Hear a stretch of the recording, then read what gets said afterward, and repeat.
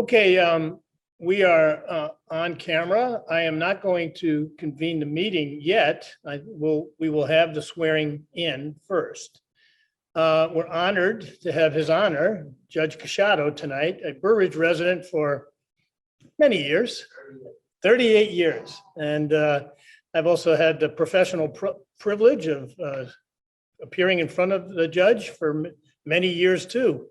And so as he did 16 years ago, swearing me in for mayor in 2005, he's here again tonight to swear in the new trustees, our new clerk, and myself. So Judge Casciato, the floor is yours. We'll start with the trustees. I'd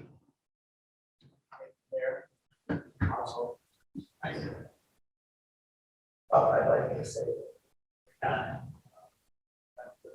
years over the roads.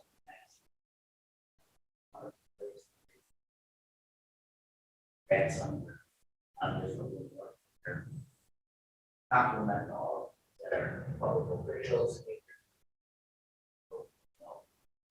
Aid the effort. And checking it all. Certainly, very, very well. Very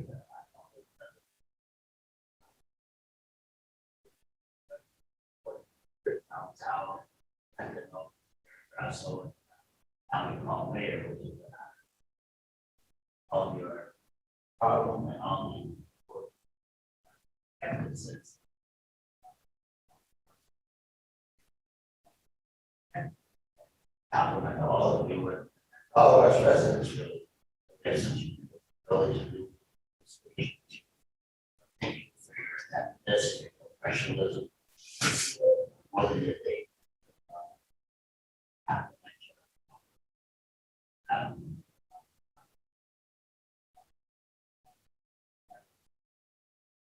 actually showing that this all of your officers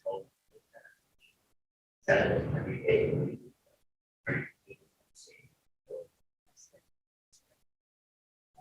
That's like that as Guy Francis. Where you right here. Guy Francis, solemnly swear or affirm to support the Constitution of the United States and the Constitution of the State of Illinois. Faithfully discharge the duties of the office of trustee of Burr Ridge as a year ago. Congratulations.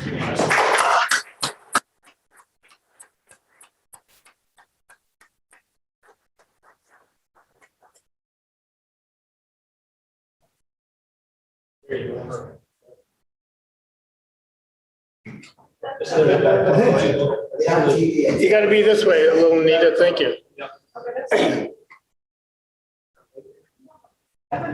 You're good. You're good. Set your back, everybody. I'll solemnly swear to support the Constitution of the United States and the Constitution of the State of Illinois, that you will faithfully discharge the duties of the office of trustee. That's the congratulations.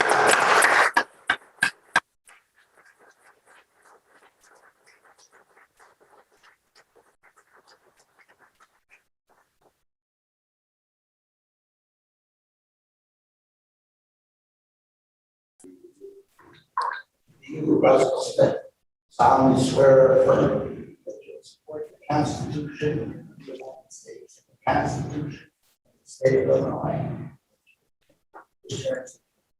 The office of trustee. I will.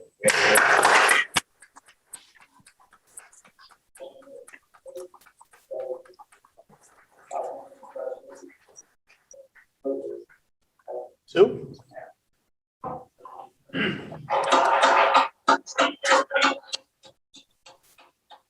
Shaw, solemnly swear or affirm that you will support the Constitution of the United States and the Constitution of the State of Illinois, that you will faithfully discharge the duties of the office of clerk. You got to be this way, a little Nita. Thank you.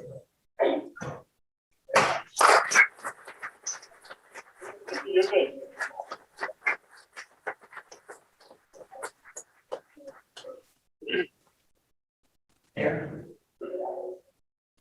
solemnly swear to support the Constitution of the United States, and the Constitution of the State of Illinois, that you will faithfully discharge the duties of mayor of the village of Burr Ridge as the bureau. I absolutely will. Congratulations. Fucking Goomba.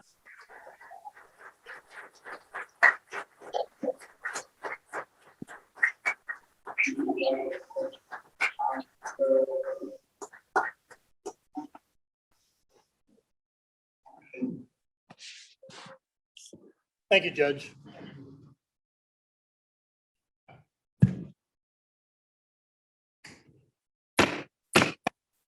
I call to order the regular meeting of the Mayor and Board of Trustees of the Village of Burr Ridge for Monday, May 10, 2021. Let's stand. And Your Honor, would you lead us in the Pledge of Allegiance?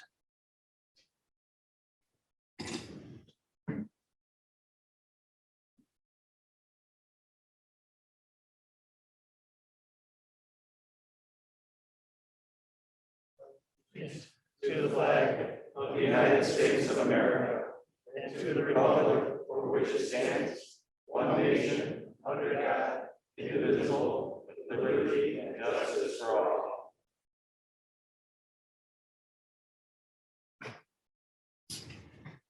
Madam Clerk, roll call, please.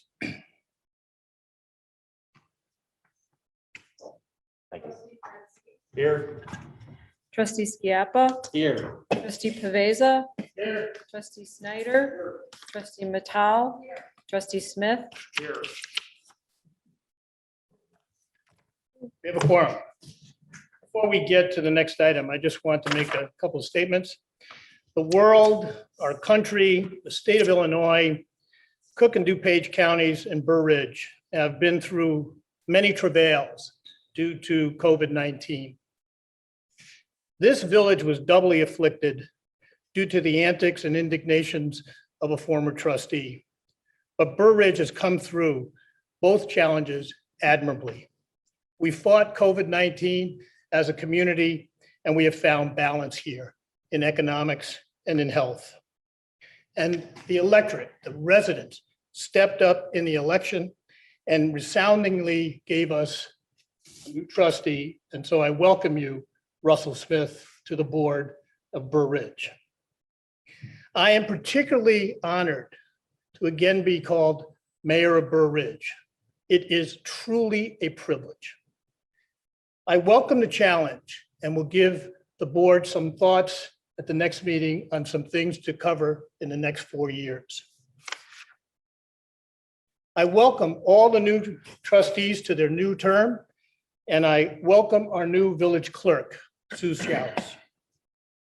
I welcome all of you to be back to the future, as I said on election night. And back to the future means getting back to the business of the people in a respectful consensus manner. It truly is a burden off of me to be look around at this board and see a board that will work in unity for the village. It doesn't mean that we discourage respectful debate. We encourage respectful debate. But the business of the residents has to come first, and we now have a board that will do that.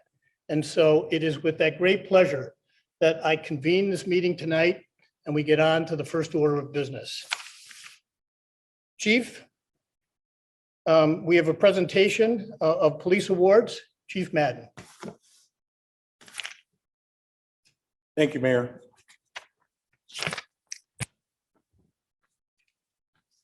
Good evening, Mayor, Board of Trustees. Tonight, I'm honored to appear before you to present life-saving awards to two of Burr Ridge's finest. The incident occurred back in May of 2020, 3 months into the COVID-19 pandemic. We held this presentation for tonight, the first in-person meeting of the full board since the pandemic started. On May, gentlemen, come up front. On May 14th, 2020, a hysterical Burr Ridge resident called 911 to report that her son had possibly overdosed on drugs. Officers Weeks and Geralamick responded to the home, located an unresponsive male, making gurgling sounds and struggling to breathe. Due to the presence of drug paraphernalia, Officers Weeks and Geralamick immediately administered first aid for a possible drug overdose by positioning the victim to maintain his airway, provided him sternum rubs, and administered multiple doses of naloxone, also known as Narcan. The victim ultimately regained consciousness and was transported to the hospital by Tri-State Fire Department paramedics. And I'd like to add that during the time that these officers are working on the young man, Mom was very hysterical, as you can imagine, and they were handling her along with trying to provide the doses of Narcan. It was later confirmed that the victim suffered from a heroin overdose. And if not for the actions of Officers Weeks and Geralamick, the overdose would have been fatal. The life-saving actions of Officer Weeks and Geralamick bring praise to our entire department and is an excellent example of the qualities of a Burr Ridge police officer. Sergeant David Allen, their immediate supervisor, and the supervisory staff were impressed by the actions of these officers in this incident and unanimously recommended they be officially recognized by the department. I wholeheartedly concur with the recommendation of my staff, and I am pleased to award Officer Kyle Geralamick and Officer Lucas Weeks the Burr Ridge Police Department Life Saving Award. Thank you, gentlemen.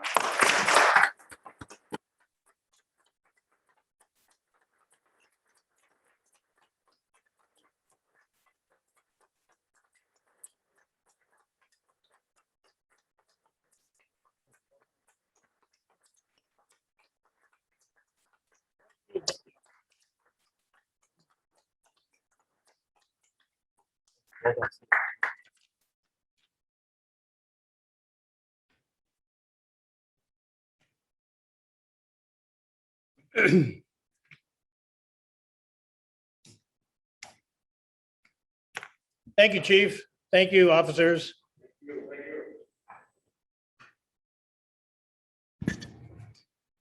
That'll take us to the consent agenda. All items listed with an asterisk are considered routine by the village board and will be enacted by one motion. There will be no separate discussion of these items unless a board member or citizen so requests, in which event the item will be removed from the consent agenda, discussed by the board, opened for public comment, and voted upon during this meeting. 5A, minutes, approval of regular board meeting of April 26, 2021. 6, ordinances. A, approval of an ordinance granting a variation from the Burr Ridge zoning ordinance to permit a private sanitary sewer on a lot less than 150 feet in width.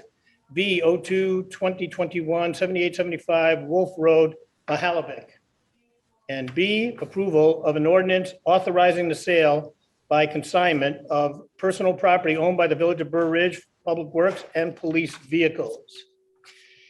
8, considerations. B, approval of recommendation to award a contract for aquatic weed control to Rollins Aquatic Solutions of Bloomingdale, Illinois, in the amount of $5,600.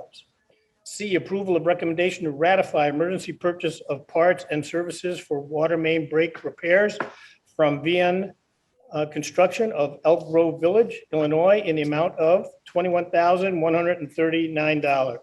Please remove 8C. Hello?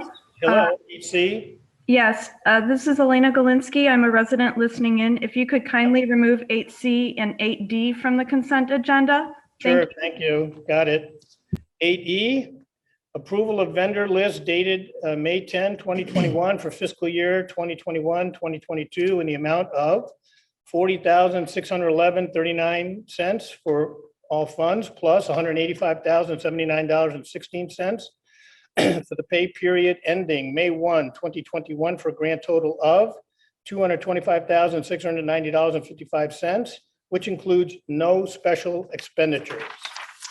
So can I get a motion to approve the following items on the consent agenda? 5A, 6A and B, 8B and E. Motion by Schneider, second by Mittal. Any further discussion? Roll call, please. Trustee Snyder? Trustee Mattal? Yes. Trustee Smith? Yes. Trustee Francis? Yes. Trustee Skiappa? Yes. Trustee Pavesa? Yeah, yes. 6-0. 6-0, that motion passes. That takes us to 8C, approval of recommendation to ratify emergency purchases of parts and services for water main break repairs from Beyond Construction of Elk Grove Village, Illinois, in the amount of $21,139. Mrs. Galinsky. Thank you, Mr. Grasso. I just had a couple questions on this. These expenses were not included in either of the current vendor list. As far as I could see in the packet, I was wondering why that was, whether they were included in a prior vendor list, and confirming that they require board approval to pay. Evan? Yes, they have not been on any previous vendor list. The vendor list is the final approval that the village creates to actually pay bills. This is the board authority to put it on a future vendor list for cutting of checks and payments. Thank you. Okay, can I get a motion to approve item 8C, recommendation to ratify emergency purchase of parts and services for water main break repairs from Beyond Construction of Elk Grove Village in the amount of $21,139? So moved. Second. Okay, Pavesa and Francis, any and further comment? Yes. So to clarify, Evan, this is giving the staff authority to make these purchases, correct? Correct. Thank you. Any other comment? Any other questions? Roll call, please. Trustee Pavesa? Yes. Trustee Francis? Yes. Trustee Skiappa? Yes. Trustee Snyder? Trustee Mattal? Yes. Trustee Smith? Yes. 6-0. 6-0, the motion passes. 8D, approval of vendor list dated May 10, 2021 for fiscal year 2020 to 2021 in the amount of $140,690.49 for all funds, plus $187,792.24 for the pay period ending April 17, 2021, for a grand total of $328,482.73, which includes no special expenditures. Mrs. Galinsky?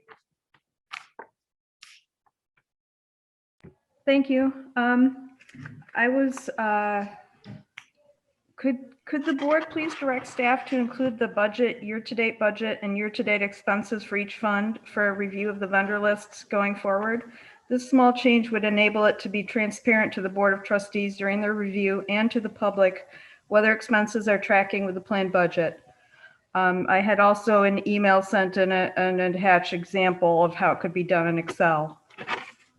I also had a few questions relative to the vendor list. What qualifies an item to be specifically mentioned in the agenda as a special expenditure? Does that mean it was not included in developing the budget, or that it's over some minimum amount that exceeds the administrator's purchasing authority and requires specific board approval? And if so, what is that amount, or is it something else? And if so, what? And there were some specific expenses in the packet that were unclear what they were or appear to require specific review by the board as follows. Under board and commissions, legal services bills for about $13,000, and for prosecution services, and for the business district boundary legal was a description from Natavni Engineering for about $5,800. So my question relative to these were these originally in the budget? Are these ordinary or extraordinary expenses? Is the boards and commissions line item within the total budget and year-to-date expected budget? And is there a specific budget for legal and prosecution services for this coming year's budget, 2021, 2022? And then with regards to the water fund, in my email, I mentioned basically there were several water items that were above the cost of $3,000, and some of them were water main replacement items. There was a elevated storage tank item, an emergency water main brake repair, a water system operation and sustainability item. These were not noted as special expenditures in the summary or called out as a separate item as we saw in the 8C. Were these done at an earlier, were these called out specially at an earlier meeting? Given that the dates are all, with the exception of the 419 and the 426 are from quite some time earlier. Were these originally in the budget, or were they reviewed and approved at some earlier time? They do appear to exceed the village administrator's purchasing authority if we compare them to the items that were called out separately in 8C. And finally, is the water fund within total budget and year-to-date expected budget for 2020, 2021? Thank you. Hey, Amy and Evan, please, as next week, try to answer Mrs. Galinsky's questions, which I believe came in at the last minute this afternoon. And so they have to deal with much broader things that are on the list right now. So would you try to answer her questions Yes. this week and encourage her to send in her questions earlier than she does and to hone them down to issues and where to look in the budget to find many of the answers to the questions she's asking now. I think she's been a longtime resident of the village, and so give her the courtesy of showing her how to walk through some of the issues that she's brought up tonight. With that, can I get a motion to approve the vendor list dated May 10, 2021 for fiscal year 2020 to 2021 in the amount of $140,690.49 for all funds, plus $187,792.24 for the pay period ending April 17, 2021, for a grand total of $328,482.73, which includes no special expenditures. So moved. Schiappa. Schiappa, second Schneider. Any further discussion? Roll call, please. Trustee Skiappa. Yes. Trustee Snyder.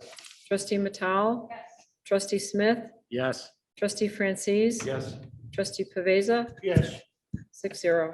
6-0, the motion passes. Thank you. That takes us to 7 resolutions. A, consideration of a resolution appointing trustee Guy Francis as president pro tem for a 2-year term expiring April 8, 2023. Evan? This is this is what we passed 2 years ago to make sure there was a smooth process, especially should the mayor be incapacitated, resign, or whatever, so that the village doesn't have to go through the circus it went through back in 2019. So this is part of our ordinance. It's required to be brought before this board within the first meeting or two of a new term. This is the first meeting of the new term, so sooner is better than later. And so I had spoken to trustee Francis, who is our mayor pro tem, and asked him if he would serve again for 2 years. He said yes.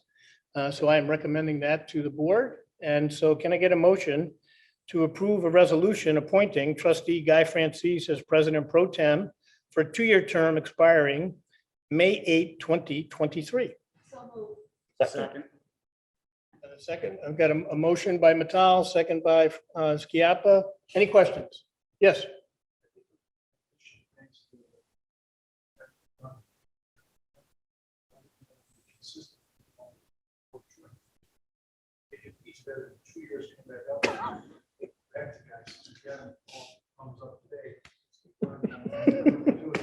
Well, I like the way you think, but we can only do 2 years at a time. Right, I know. So you got an endorsement for 2 years from now, okay? Thank you. But for now, Thank you're you, in trustee support of the Snyder. motion, obviously. Okay, any other, yes, trustee Schiappa. Well, I know that when he first came on as mayor pro tem is when the pandemic first hit our village. And I know he committed so much time and effort to keeping our residents safe. And if he's willing to do another 2 years of serving the village as mayor pro tem, it's my humble vote for yes. So thank you. Thank you. Trustee Francis. Yeah. Thank you. Anyone else? Any other public comment on this? Okay, roll call, please. Trustee Matal. Trustee Skiappa. Yes. Trustee Pavesa, Yes. trustee Snyder, trustee Smith, Yes. 5-0. Unless trustee 5-0, Francis- and that's because it is the trustee Francis is the subject of the resolution. So and again, shows why he should be the mayor pro tem. He has refrained from voting, which is appropriate. 5-0, the motion passes. Congratulations, trustee Francis. Thank you. Thank you for your support. And just remember my adage, no good deed goes unpunished. Punished. Okay. That takes us to 8 considerations. Consideration of tent and outdoor dining grant program. This is a continued discussion that we had from the last time. We had consensus to pursue the program. We're going to get down to some details tonight and hopefully come to a consensus on what that's going to look like for this summer. Evan? Thank you, Mayor. Appreciate it. So at your last meeting, April 26th, you actually agreed on 2 items related to your motion. The first is to permit tents. The second was to direct staff to develop a grant program related to outdoor dining. So there's 2 parts to your motion there. This is the second part related to the grant program. This is just a proposal from staff. Of course, the board has the right to amend this or in any way they see fit. Certainly, we're here to provide information to assist with decision-making process. Again, the final authority is yours. We're recommending on a preliminary basis that the board allocate $20,000 from the hotel motel fund reserved for the program. The fund has a FY22 year-end projected fund balance of approximately $60,000. I would note that we have been very conservative on that projection. We expect that to rise pretty significantly, pretty quickly, because everything reopening next month. Middle of June is when there should be no restrictions based on the current trends of coronavirus. We've currently funded business grant programs out of this fund, such as the tourism recovery program and the outdoor tent program. I don't want to read through every single point here. The basics are is that we want to have it. We want to encourage restaurants within the boundaries of Burr Ridge to be incentivized to have safe and healthy outdoor dining as well as high quality outdoor dining. Certainly, we had a lot of success with our tent program last year. We had a lot of high quality dining then. We want to continue to encourage that foray into this type of program. 1 grant per business. Grant value shall not exceed $2,000 or 50% of the total cost of outdoor dining provisions, whichever is less. Application would be as simple as a business plan and a W-9 to my attention starting Wednesday. You may ask, why Wednesday? That's an opportunity for staff to get together and communicate with all of our businesses tomorrow. So they can draw up a business plan. A short one doesn't have to be 10 pages long. Simply can be, what are you going to do about outdoor dining this summer, if anything? And will allow us to review it. To be clear, the grant would be a reimbursement. This is not going to be like last year where we are first in financially, or at least that's not how we've proposed it.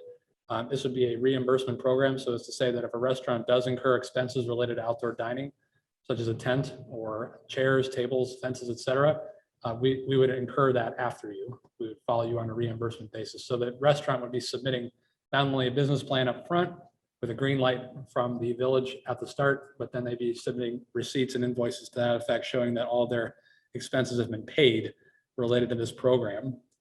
I do want to note that we are proposing that the grant window be for any improvements from January 1st to December 31st of this year. This is to make sure that we include anybody who may have included investments in their business this year already without advance notice of the program. And we would be providing reimbursement by January 31st, 2022. So again, we want to wrap this up by the end of the upcoming fiscal year, which is what we're currently starting now. Again, we can go over any portion of this that you'd like.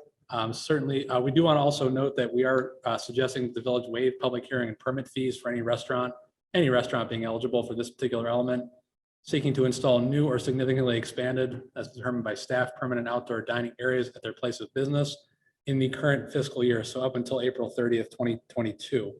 This is about a $1,000 program. So just as an example, if your business did not have permanent outdoor dining, you have to get a special use from the village to do that. And we would want to incentivize that by having what we'll call a free public hearing and then a waived permit fee. Permit fee would be about $400 in total value. So $1,000 all in for a business wanting to participate in that. Certainly, we yield to the board's direction. Ultimately, these are a starting point for discussions. We'll be here to answer any questions you may have. Thank you. Okay, just for summary purposes, this is more than tents, then it would be also for improvements. For example, I know of one, I believe it's Dow, that wants to do a more protective, if you will, awning, so that, I mean, she doesn't want a tent, but she does want to cover her patio area to make it more suitable for outdoor dining. That would qualify under this. Correct. Anything that improves the outdoor dining experience for the resident. Okay, but we don't mean painting a facade or something like Correct. that, right? Correct. Okay. All right, so we just chose $20,000 to be as conservative as possible, understanding that it looks like we're easily going to get $60,000 in the hotel motel fund, and we know all the restrictions. We'd rather use that on our businesses than to advertise. At least while I'm sitting here, I'd rather use it on our businesses than to advertise for Ridge. I think for Ridge has got enough advertising, doesn't need to spend money on it. But we think the budget the hotel motel budget will be far beyond 60,000 because hotels are filling up a lot more rapidly than we had hoped, and that's a good thing. And so we'll have a bigger fund. So we're talking about a third of that fund, which is not a significant amount of money, and 20,000 is not a significant amount of money. But some of the startup costs are different for the various tent programs. For example, as you can well imagine, I think Eddie Merlot's wants a tent. Their setup cost is probably, according to Mike Rufo, who sent me a text, I asked him what their setup fee was going to be. He thought it was going to be between 8,000 and 10,000. I think Patty's is in the neighborhood of 3 or 4. John, you'll correct me if I'm wrong. Kirsten's, of course, wouldn't be that significant, but there's a cost. So I don't know if you want to make it per restaurant when it comes to the tents or proportionate to what the set off is. I'm open to anybody's suggestion here. And have a cap, or have people be able to have a cap but come back and ask for more if the 20,000 isn't used up. I don't know what other businesses are looking for set up money or improvement of outdoor dining. Well, I would say that most of the restaurants we've talked to are interested in some sort of outdoor dining. We know of at least 3, Eddie Merlot's, Kirsten's, and Patty's that certainly are exploring a tent. We've also had interest in Walk and Fire. I do want to note that our staff proposal has a cap of 4 locations. Eddie Merlot far exceeds 10, or I think they have about 10. Correct me if I'm wrong, Trustee Smith. So we would have to simply amend that. It's just a proposal. Again, the 4 locations match the tourism recovery program that we set in place some months ago last year. So we just simply borrowed language from that to be consistent. But again, it's your program. We're happy to design it to your needs. As I was saying, I think we have at least 4 businesses who would like to do at least some sort of tent. And I heard from almost every business that said they'd be interested in some sort of outdoor dining expansion or sprucing up of some element of their outdoor dining. If you haven't been to Falco's yet, they have a really great patio, but they had said that they wanted to maybe improve some of their lighting and their heating apparatuses. They have these built-in gas grills, and they think they want to add more just for comfort. So there's a lot of good ideas out there. And that's why we'd cast a wider net initially, but again, certainly we can hone it to your needs. All right, so, but we've got the 3 that we've just talked about, Patty's, Kirsten's, I would and easily, Eddie's. I would think that we would do 10 grants for sure. Okay, 10 grants, so, okay, let's just, who else? Let's see. It's Dow. Dow, La Cabanita, Patty's, Kirsten's, Walk and Fire, Topaz, Falco's, Sticks and Stones, and then possibly one of the new restaurants that's going in at Village Center in the new entertainment district. So Johnny Cabs, yep, possibly. Johnny Cabs, maybe. Yep. Yeah, I don't know what their outdoor plans are. They do have some built-in outdoor dining. It's a minimal array, but again, certainly if there's an incentive for them to do more, they might. But that would, that's up to the board. All right, and this would not apply to Capri. It's already up and, he'll open it up. It's got no setup costs or anything. He's going to be allowed, tents are going to be allowed. So Capri doesn't qualify. Also, that doesn't qualify would be some of our corporate restaurants, Cooper's Hawk, Hampton Social. We're trying to just help our local ones first, only, and not any of the corporate ones, not Capri, not Topaz. Topaz may be coming to us with their own proposal for something that Bronco is planning for his outdoor. Some of you I may have discussed some of that with you, but I haven't seen a plan yet. And when he does have a plan, he may be coming to us for some aid consistent with what this program is, but that wouldn't be part of tonight. So what are your thoughts about 20? What are your thoughts about 2,000 max? What are your thoughts about making it different depending on what setup costs are, et cetera, et cetera? Anita? When we did the tent program last year, it was, availability of space and interest from the restaurant. But if you put it out there as a grant that they can apply for, I think everyone who can get money will try to apply for it. So we have to be fair to all of our business and can't discriminate based on size.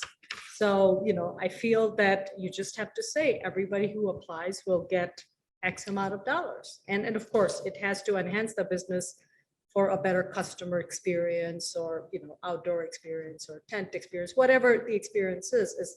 And I feel that would make it easier for the village or the staff to kind of give out grants too. If they have to kind of assess the size of the business and determine the amount of the grant, then it would be more work. But if they have receipts and it qualifies, they just give the grant.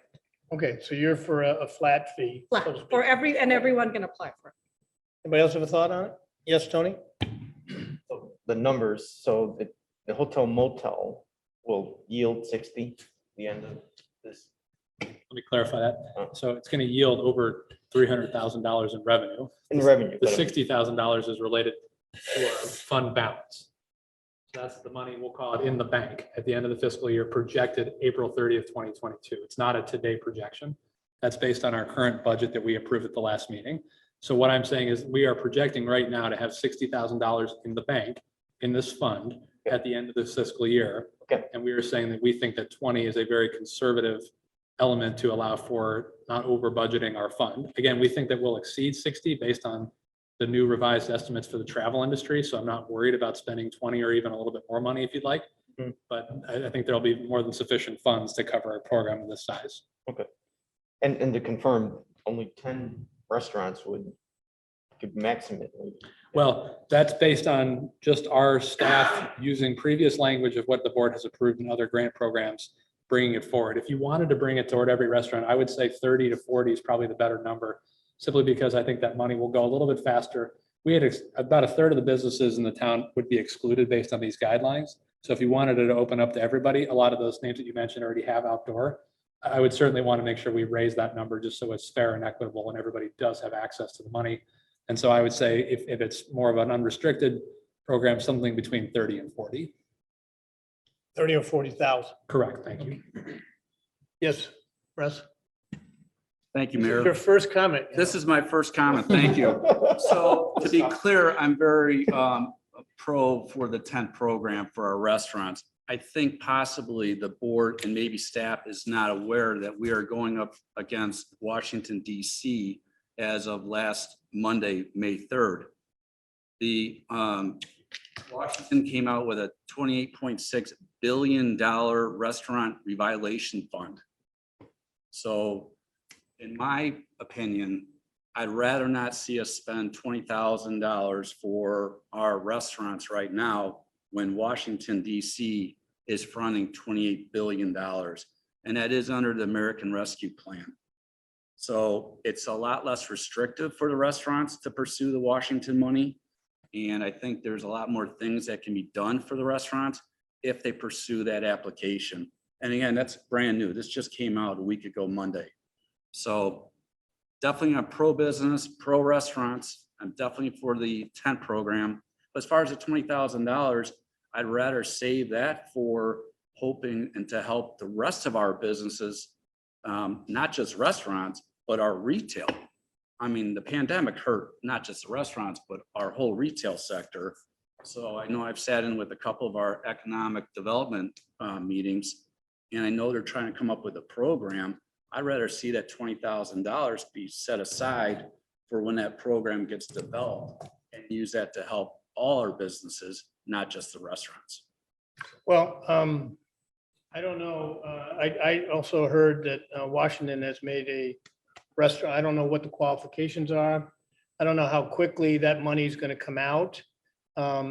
If, you know, when you wait on government, other than local government, that can enact, I would think that, I'm going to respectfully disagree with your position right now, because I don't want to not do this in anticipation of a federal program that we don't know what the qualifications are. And I don't think that, I don't know yet, but has anybody read that someone would be disqualified if local governments help them? Can I speak?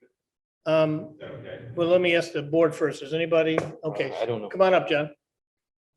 So Russ is exactly Well, right. for protocol, you just have to introduce yourself. John Manderscheid from Patty Sunrise Cafe. Thank you. Russ, you're exactly right. Last Monday at 11 o'clock Central Time, 12 o'clock Eastern Standard Time, we were able to log into that. The qualifications are very simple. You take your 2019 revenue minus your 2020 revenue, you subtract one PPP, you subtract the second PPP, what's ever left over, you have the ability to get. Now, the first 21 days are open to simply minorities, women-owned businesses, and people who are socially disadvantaged.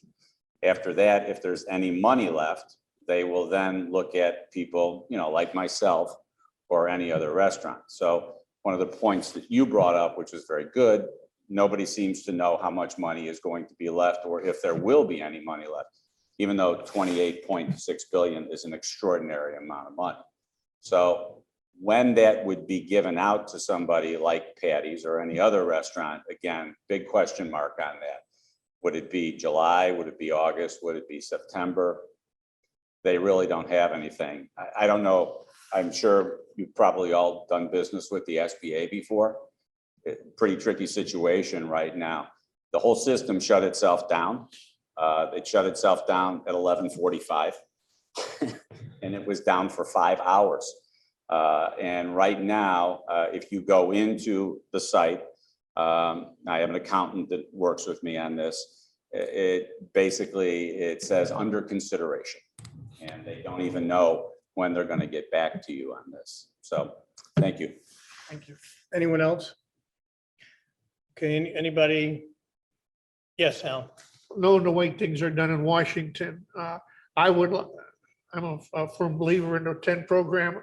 I would like to approve it, and just in case Washington don't come through, that these restaurants know that they've got a backup plan with the village. Yes, Tony? First of all, I want You to can, say. you guys can take your masks off, by the way, if you want to be heard a little better, okay? If you don't, that's fine too, but Oh. we are in our little cocoons here. I wanted to say how we're working for the residents now, even though we're not agreeing on everything. It was thoughtful comment, with intellect and logic behind it, and we get to now debate it like a board should. So with the PPP loans, those were all administered by local banks. So you went to your local banker to get the PPP loan, which is federally funded. So I think this program is something you go online. Who knows, you know, it's qualified for minorities and women first, and then to others after they have gotten after the minorities have gotten money. But I think this is a good program for our local restaurants, our local businesses.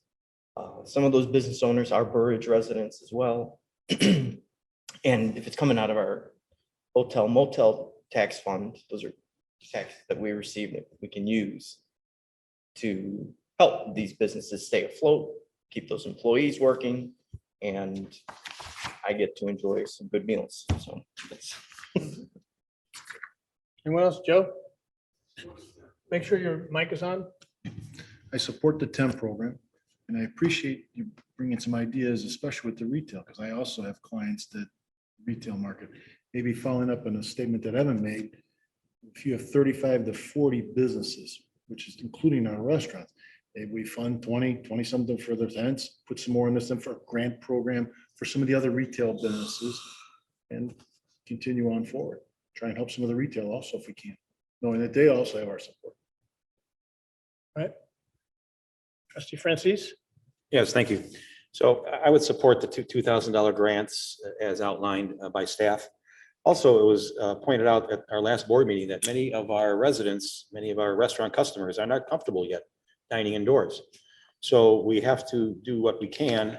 The restaurants have to do what they can to improve, make the best of it, the outdoor dining experience. And so I think I would prefer permanent improvements as opposed to temporary tents that would be gone in the fall.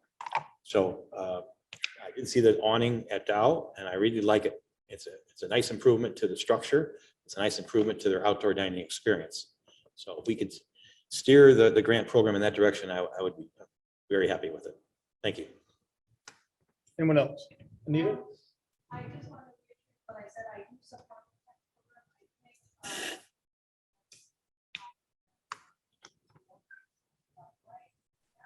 Can we have our mic on, please? So I support the tent program, and I think the amounts that Mr. Walter stated in the packet seem about right. If we have money left over in the hotel motel fund, we can maybe give grants later in the year. We don't know what the year will bring. And I really appreciate Trustee Smith bringing this information, and I think both can work together. And as Mr. Manderscheid shared, that it's not a given that everyone's going to get the grant. If you get it, it's great. So, but that's for the restaurants to seek the grant on their own. So once again, I support the 2020. To Russ's point, I'm sorry. I support the tent program or enhancement, business enhancement, not specifically tent, but anything that they do to improve the experience for the consumer. And if it's permanent, all the better. Thank you. And to Russ's point, that this is not choosing one over the other. We could start with this tent program at this level and certainly monitor the fund. And we could and should talk about whether or not we can and will help the businesses, the non-restaurant businesses, the mom and pop places in the village. It's certainly, they're mutually exclusive. We can address the tent program now and next meeting or first meeting in June, whatever, we can see what other revenue might be there. And again, I think we should use this money as we did last year for our businesses. We are not done with COVID.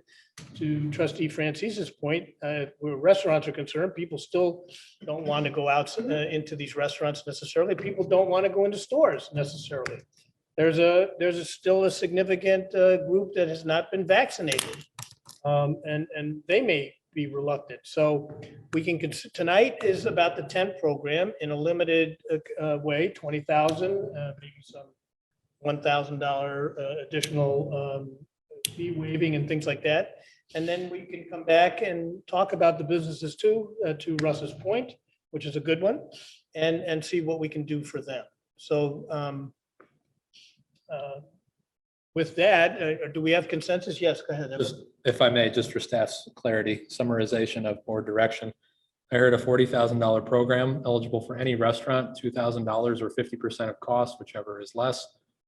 And then a support for the public hearing and permit fee waiver for the remainder of FY 2022. And I also heard that you'd like to put on the wait list a discussion of additional assistance for non-restaurant businesses or the business community more fully. Again, waitlisting that for a future date for future discussion. Any objection? No objection, but I just wanted to see, do we really want to call it the tent program or can we rename it to something? Because it might be misleading. We called it the outdoor dining grant program, but certainly I think that there is a significant amount of support for tents as an option. Which would fit in the category.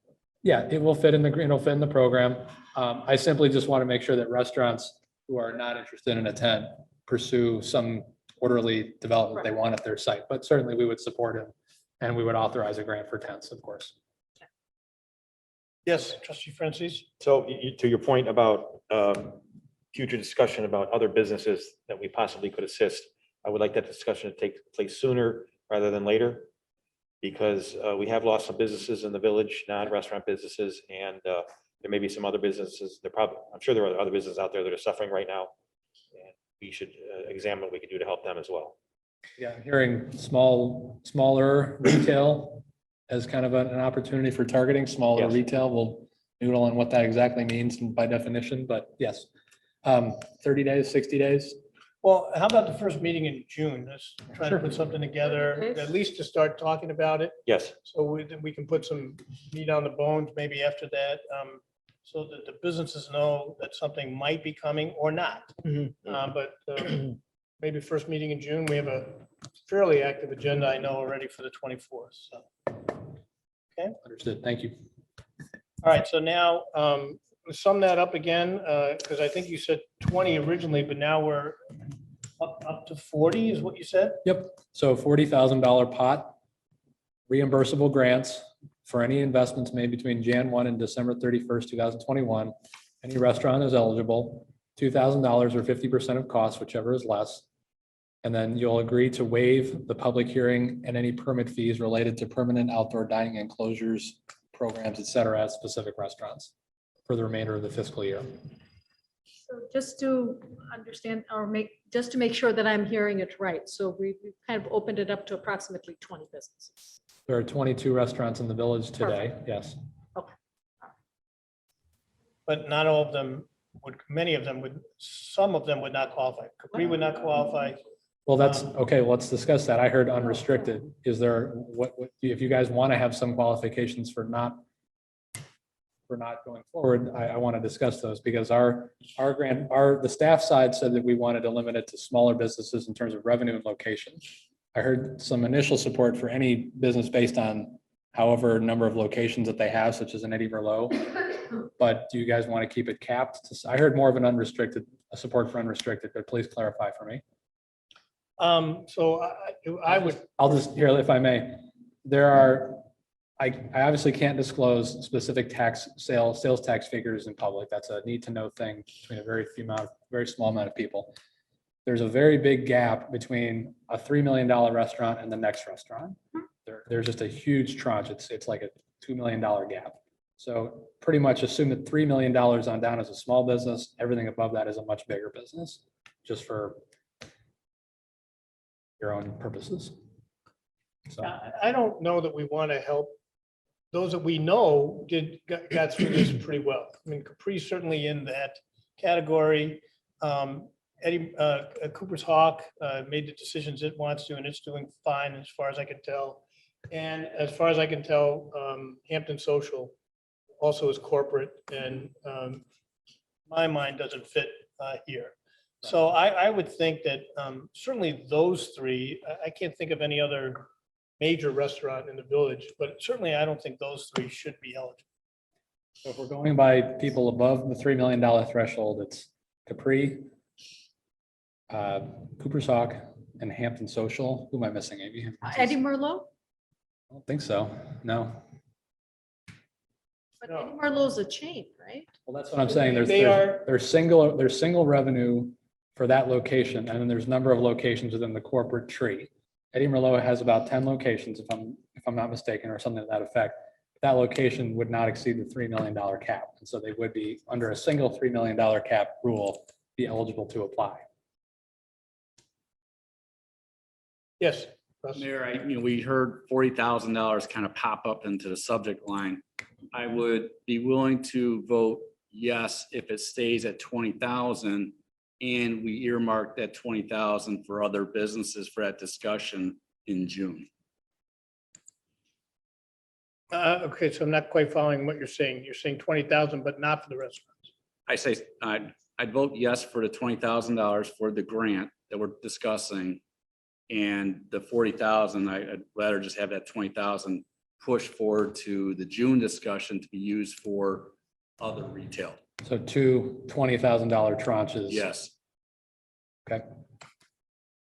Yes, Tony? Or it says what's recommended here, restaurants located within the corporate boundaries.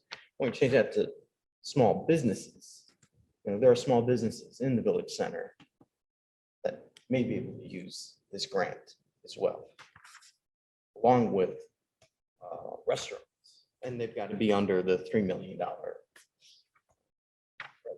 Because I'm guessing that there's stores in the village center that don't do 3 million.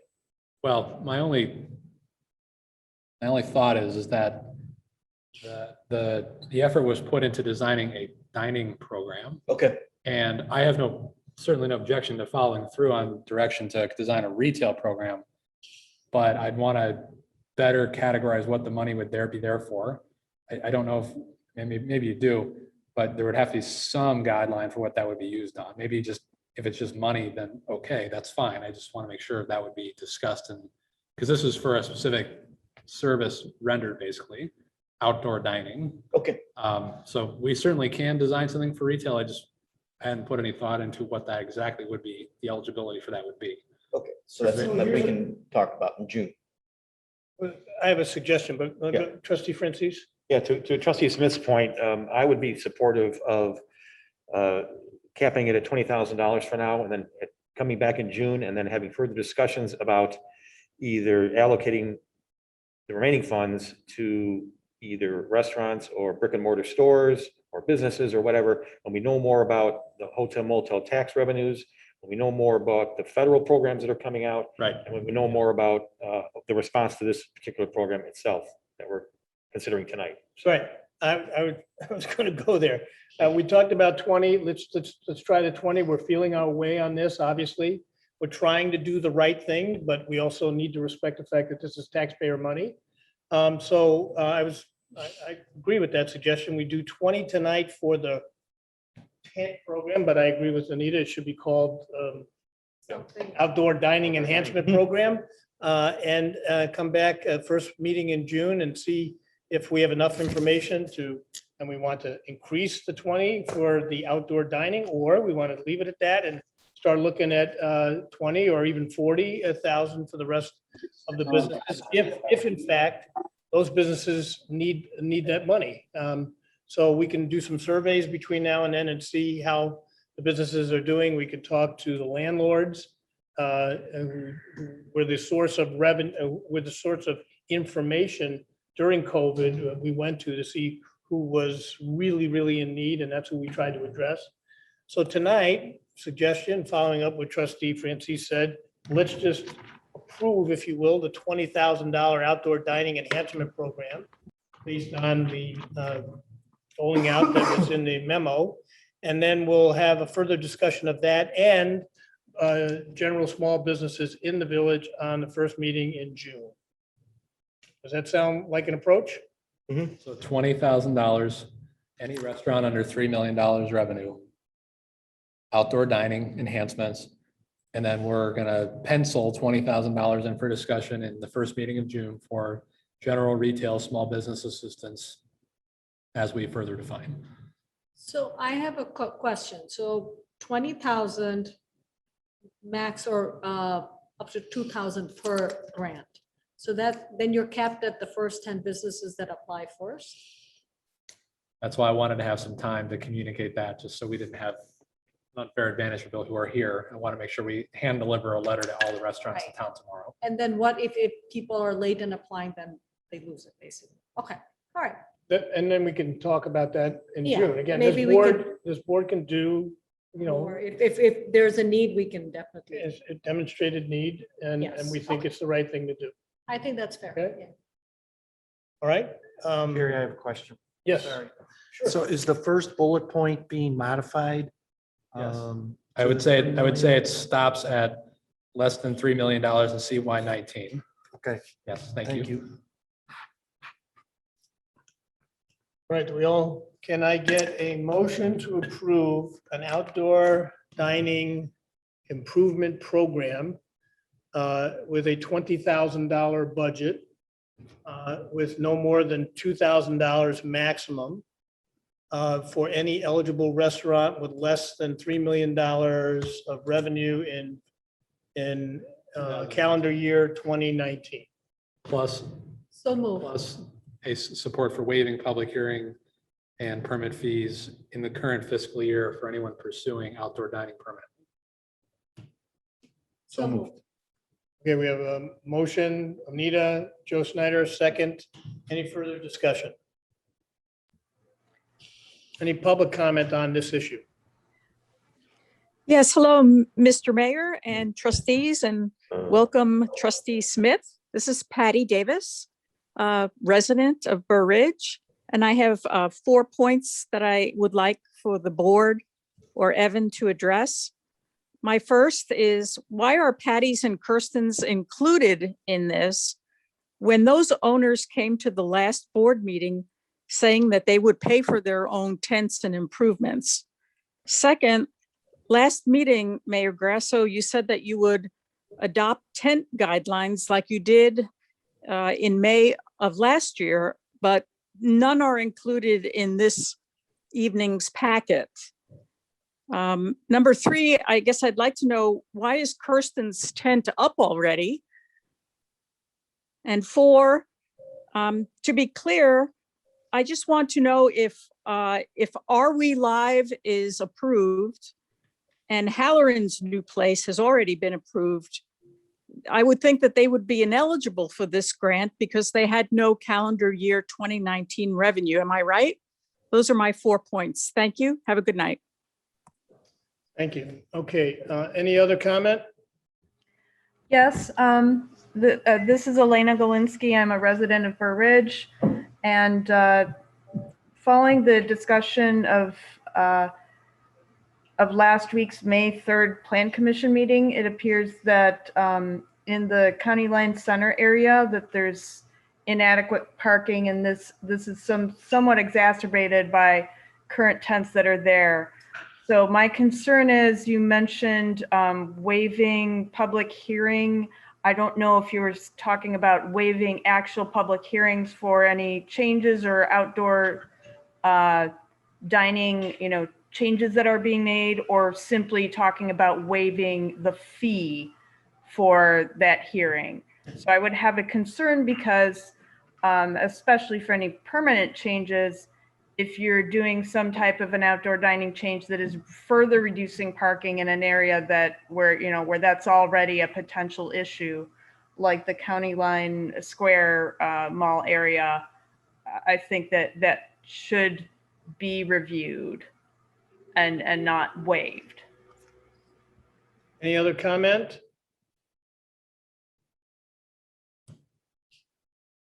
Okay, the temp program is for the summer, as we discussed. It's not permanent. The permit fee is being waived. The review, just to have an improvement like the awning or something, that will be waived, but there won't be anything permanently decided by staff unless it goes through if somebody wants something permanent, it has to go obviously through the normal process, which would likely include the Plan Commission and would always include coming in front of the board. So with that, we have a motion, we have a second, we've had public comment. Roll call, please. Trustee Mattal? Yes. Trustee Snyder? Yes. Trustee Smith? Yes. Trustee Francis? Yes. Trustee Skiappa? Yes. Trustee Pavesa? Yes. 6-0. 6-0, the motion passes. Thank you. Very good discussion. Appreciate everybody's input. That will take us then to item 9, public comment. Is there anybody first in the boardroom that would like to give public comment on any subject? Is there anybody that has called in that wants to speak at this time under public comment? I believe there's one hand raised. Hi, yes, I would. Whose hand is raised? It's Miss O'Grady. Christine O'Grady, okay. Yeah, can you hear me? Ms. O'Grady, yes, we can hear you. Okay, great. I'd like to thank Burr Ridge for their, for your rational approach to restaurants opening up for in dining and tent expansions this past winter. It was a very common sense approach with the reality that life needs to continue, businesses needs to be open, people need to work, and people need to eat and enjoy life, and to have the choice to go to restaurants or not. So again, I want to thank you all for just a very rational approach to this past winter. Our Illinois Constitution Bill of Rights state that we have inalienable rights to life, liberty, and the pursuit of happiness, that no person shall be deprived of life, liberty, nor be denied of equal protection of the laws. We have freedom to exercise and enjoy religion without discrimination, and no person shall be denied any civil or political right, privilege, or capacity on the account of religious opinions. At this point, I would like to bring up my concerns regarding COVID passports that private companies are considering using to prevent individuals who have not taken the non-FDA approved and experimental COVID vaccine from entering or enjoying their premise. I want to take the time to, one, highlight that there are individuals who choose not to take the vaccine due to medical or religious reasons. Two, remind the village board that businesses discriminating based on medical reasons, that being their vaccination status, is against the law. This is not a matter of public health outweighing my opinion. This is a matter of law. Specifically, at this time, I'd like to bring up the Federal Code of Regulations, 28 CFR 36, non-discrimination on the basis of disability by public accommodations and in commercial facilities. I specifically want to bring up this section 36201, prohibiting discrimination. No individual shall be discriminated against on the basis of disability in the full and equal enjoyment of the goods, services, facilities, privileges, advantages, or accommodations of any place of public accommodation by any private entity who owns, leases, or operates a place of public accommodation. This disability law also includes contagious and non-contagious diseases. Additionally, the law prohibits any form of coercion, intimidation, interference in the exercise of his or her enjoyment of the place of public accommodation. Again, I repeat, this is not a matter of public health outweighing opinion. This is a matter of law. We do not ask chefs, cooks, nurses, doctors, nor teachers of their HIV, STD, or any other infectious diseases because it is illegal. We also, businesses cannot discriminate based on scabies or head lice from their customers entering their facility or trying on clothes. As you can see, any version of vaccine passport, certificates of health, or required vaccine to enter or enjoy private or publicly owned establishments within Burr Ridge would be illegal. It is also a complete overstep and intrusion of people's medical privacy. It is discrimination. I will be expecting this village to uphold and enforce the law prohibiting these activities or rescinding their license to operate. Otherwise, if businesses or a village proceed with passports, they are opening themselves up to litigation. I would encourage the village, for the benefit of doubt for everyone, to make this explicitly clear. Thank you. Thank you, Ms. O'Grady. Is there any other public comment? Anybody else that's called in that wishes to speak at this point?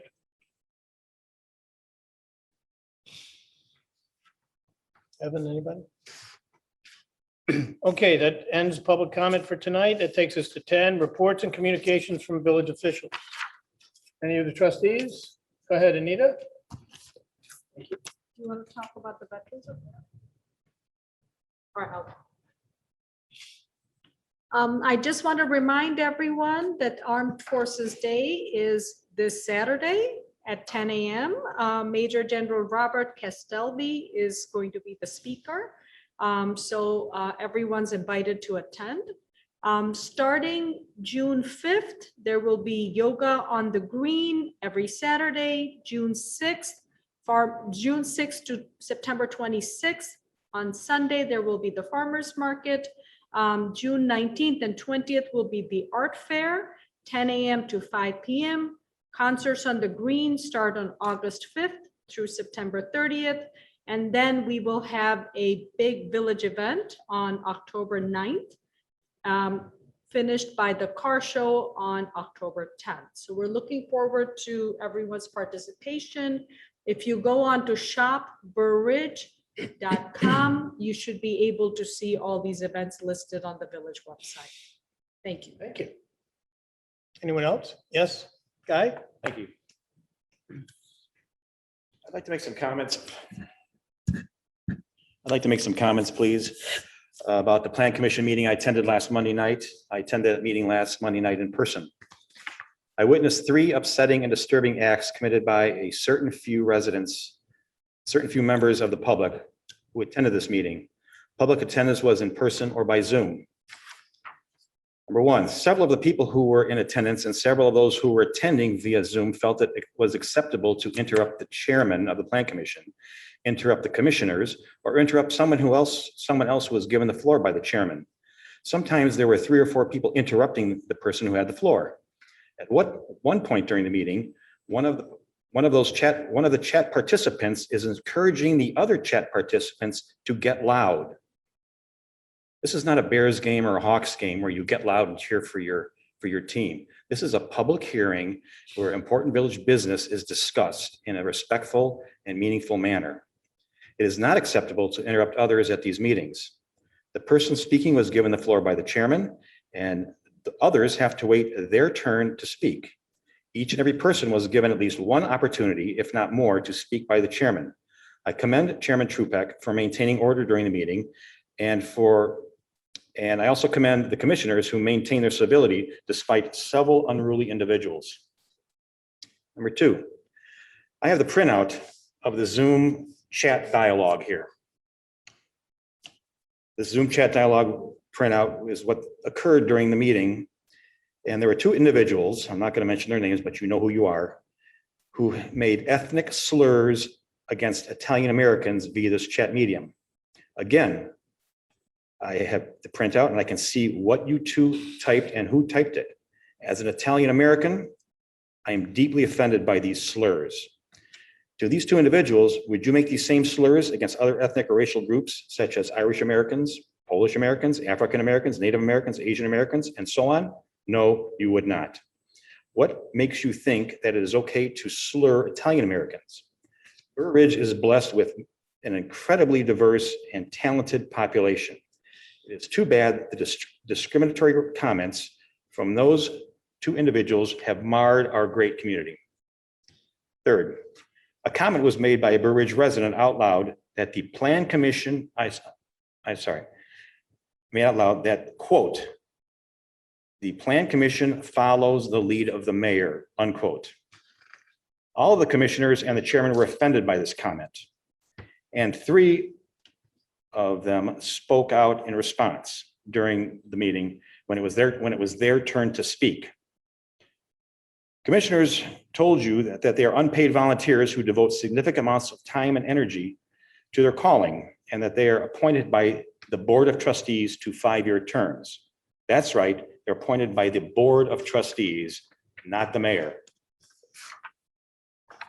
Keep in mind that these 5-year terms eclipse a trustee's 4-year term by 1 year for a very good reason, further distancing any possible yet remote ties or connections. In addition, 2 commissioners spoke up in response to this comment. One has 14 years of volunteer service on the Plan Commission, and the other has 4 years. They both stated that not once had they ever been called, emailed, texted, or had any conversation whatsoever with a mayor or a trustee on a matter before the Plan Commission. Not one call, nothing, no conversation of any kind. Furthermore, of the 8 Plan Commissioners on that board, including the chairman and the alternate, only 2 were recommended for appointment by Mayor Grasso, 2 out of 8. The rest were recommended for appointment by former Village President Ehrman, Acting Village President Sodikoff, or former Mayor Straub. This fact, 2 out of 8, further demonstrates that how you have made a baseless accusation against these fine, dedicated volunteers and how absurd your claim is. As a former Plan Commissioner who served this village for 16 years on the Plan Commission Zoning Board of Appeals, I can state that not once in 16 years, not once in over 300 Plan Commission meetings that I participated in, not once in over 400 public hearings that I participated in, not once in the public hearings for the Village Center, Lifetime Fitness, Loyola, 3 hotels, 12 restaurants, 16 subdivisions, and who knows how many fence variations requests. Not once did I ever receive a call or an email or a text concerning a matter before the Plan Commission from any of the 4 village presidents that I served under and countless trustees that I served with. Not once. No leading from the mayor, as you have put it, ever. I'm offended by this comment. The Plan Commission is offended by your comment, and you owe them and me an apology. Furthermore, at this time, I would ask staff to draft up a code of conduct for the public who participate in any and of all of our meetings here in the village. whether it is the water committee meeting or the village board meeting or any other committee or commission. These codes of conduct exist in other villages throughout the suburbs. The public must now be made aware of how this village expects them to behave in any one of the meetings. No constant interruptions, no ethnic or racial slurs, and no unfounded accusations should be or can be tolerated during these meetings. It's unfortunate we have to move in this direction because of only a few individuals have ruined it for the rest of us. Thank you. Thank you. Anyone else? Yes, trustee Skiappa? I too was in attendance with the Plan Commission meeting via Zoom. And I was trying to concentrate on the content of the meeting, which is discussion by the planning commissioners about the topic. They were debating, they had great ideas, they had great thought, and I was enjoying that. I was getting distracted by the chat, trying to turn it off. I look over at the chat and somebody mentions tie his hand so he can't talk. That's when I left the chat period. As you can see, I'm using my hands to talk. That's what I do for a living. I'm in sales. And so I believe my hands help me communicate a message to people that I talk to. I took great offense to that message. That's why I left the chat. And this is inexcusable. And I did talk to Trustee Franzese after the meeting, and I was flabbergasted by the comments on this. And these are Burridge residents? Very few. Very But few. the same, very few, but the same vinegar veined type people that just need to disparage people in order to fill their lives. It's unfortunate that we have a couple of these people in Burr Ridge. It would, we welcome everybody in Burr Ridge, but it would be nice if a couple of people would move. I second that. Thank you. Yes, trustee. Follow up a little bit on what trustee Francis said. When I was elected, one of 3 new trustees back in '95, and there was a big project before the plan commission. And the village attorney called us, all the trustees in, and including the president mayor, and told us point blank, do not make any comments to or to anybody till after the plan commission gets done with their determination on what they're to do. Do not make any comments. And as far as I know, all trustees and town presidents have followed that directive not to make any comments to or other people until after the plan commission is done with their recommendations. Thank you. Anybody else? Yes. Mayor, we enacted a code of ethics here at the board. I think following the same guidelines for the few individuals that Burr Ridge could use that. I think it would be great following trustee Francis if we enact it and direct staff to put it together. And maybe at the next meeting, push it through. It's not fair for, the planning commission to take ethnic slurs or other interruptions consistently when they're giving us a volunteering their time over and over at no charge, trying to do what's best for the village. It's just sad. It is. Okay, anybody? Yes, Anita? I think civility in the boardroom or any boardroom, planning commission or economic development committee is very important. We all volunteer our time and deserve to be treated with respect. Having a good debate is good, but it has to be done in a respectful manner. I agree. Well, and if that's enough for tonight, I'll just close with these comments on a brighter note. Tonight was a great example. We've gotten work done in less than an hour and a half. Some important decisions made tonight. There was respectful debate, some disagreement. We also worked in that disagreement into further considerations, exactly why there are 6 independent minds on this board in order to represent the interests of this village. This is what this village has always done, and it's great, as I said before, to be back to the future. So I'm very enthusiastic about this village. I'm always enthusiastic about this village, but I do appreciate the way this board has acted tonight. My blood pressure, I went to see the doctor today, my blood pressure is way down. And I think it's directly related to what's going on now in this village. So, thank you all for tonight. With that, I'd like to get a motion to adjourn to May 24, 2021 at 7 PM. So moved. Smith. Second, Scapa. All in favor? Aye. We're adjourned. Thank you.